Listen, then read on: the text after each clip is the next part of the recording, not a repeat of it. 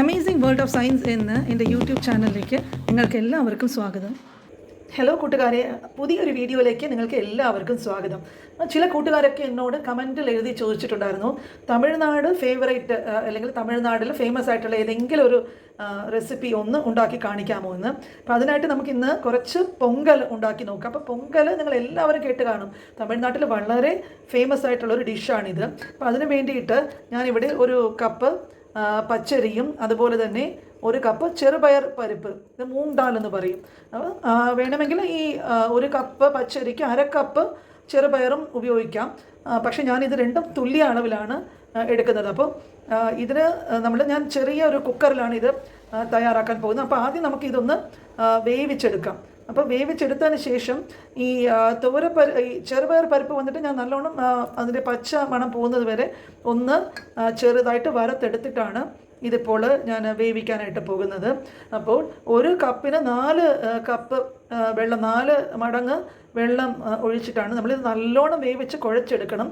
അതാണ് ഇതിൻ്റെ ആദ്യത്തെ സ്റ്റെപ്പ്.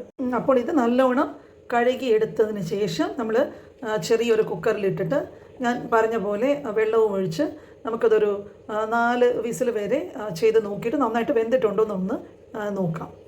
വേണ്ടിയിട്ടുള്ള പ്രധാനപ്പെട്ട 3 കാര്യങ്ങളാണ് ഞാനിവിടെ എടുത്തു വെച്ചിരിക്കുന്നത്. നല്ല ജീരകം, അതൊരു ടീസ്പൂൺ. പിന്നെ നമ്മുടെ കുരുമുളക്, മുഴുവനായിട്ടുള്ള കുരുമുളകാണിത്, അത് ഇതുപോലെ ഒരു ടീസ്പൂൺ അളവിന്. പിന്നെ നമ്മുടെ അണ്ടിപ്പരിപ്പ്, ഇതിന് നല്ല അളവിൽ അണ്ടിപ്പരിപ്പ് എടുത്തിട്ട് ചെയ്താലേ അതിൻ്റെ രുചി കിട്ടുകയുള്ളൂ. അപ്പോൾ ഇത് വെച്ചിരിക്കുന്നത്, കുക്കറിൽ വെച്ചിരിക്കുന്നത് നന്നായിട്ട് വെന്തതിന് ശേഷം നമ്മൾ ഒരു പാനിൽ കുറച്ച് നല്ല വണ്ണം നെയ്യ് ഒഴിക്കണം. നെയ്യുടെ ഇതിലാണ് ഇതിൻ്റെ സ്വാദ് മുഴുവനും അടങ്ങിയിട്ടുള്ളത്. അപ്പോൾ ആ നെയ്യിൽ ഈ മൂന്ന് ചേരുവകളും നന്നായിട്ട് ഒന്ന് ചുവക്കെ കോരി, കുരുമുളക് പൊട്ടണം, അണ്ടിപ്പരിപ്പ് നന്നായിട്ട് ചുവക്കണം, ജീരകവും പൊട്ടണം. അപ്പോൾ അത് കഴിഞ്ഞിട്ട് ആ മിശ്രിതം വന്നിട്ട് നമ്മൾ നന്നായിട്ട് ഈ വേവിച്ച് ഇതിൽ കൂടെ നന്നായിട്ട് ഇളക്കി എടുത്തിട്ട് കിട്ടുന്നതാണ് പൊങ്കൽ. അപ്പോൾ ഞാനത് അടുത്ത സ്റ്റെപ്പായിട്ട് നിങ്ങൾക്ക് കാണിച്ചു തരാം.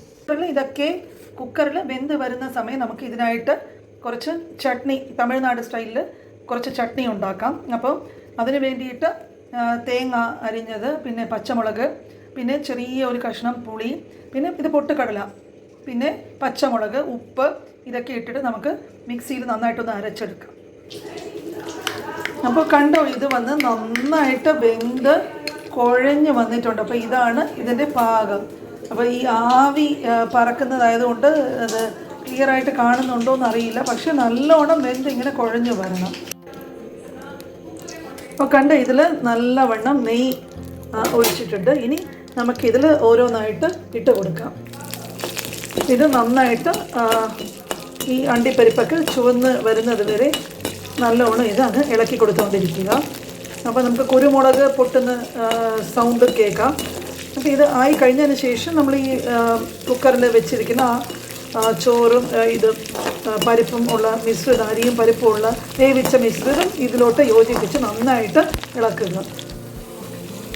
അപ്പോൾ ഇത് പൊട്ടുമ്പോഴേക്കും നന്നായിട്ട് സൂക്ഷിക്കണം, അല്ലെങ്കിൽ മുഖത്തിൽ പൊട്ടാനുള്ള സാധ്യതയുണ്ട്. അത് കഴിഞ്ഞ് നന്നായിട്ട് ചുവന്നല്ലോ, ഇനി നമുക്ക് ഇത് കുക്കറിലോട്ട് അങ്ങ് മാറ്റാം. അപ്പോൾ ഇതിലോട്ട് ആവശ്യത്തിനുള്ള ഉപ്പും കൂടെ അങ്ങ് ചേർത്ത് കൊടുക്കുക. നല്ലവണ്ണം ഇളക്കി ഒരുപോലെ നമ്മൾ ഇട്ട നെയ്യൊക്കെ എല്ലായിടത്തും നന്നായിട്ട് യോജിക്കുന്നത് വരെ നന്നായിട്ട് ഇളക്കി കൊടുക്കുക. അപ്പം ഇതാണ് തമിഴ്നാട് സ്റ്റൈലിലുള്ള സ്വാദിഷ്ടമായ പൊങ്കൽ. നിങ്ങളൊന്ന് ട്രൈ ചെയ്ത് നോക്കുക. അപ്പോൾ ഇത് നമ്മൾ മുമ്പ് ഉണ്ടാക്കിയ ചട്നിയും കൂടെ നല്ല അടിപൊളി കോമ്പിനേഷനാണ്. ഒന്ന് ഉണ്ടാക്കി നോക്കി എന്നോട് കമൻസിലും ഫീഡ്ബാക്ക് പറയണേ.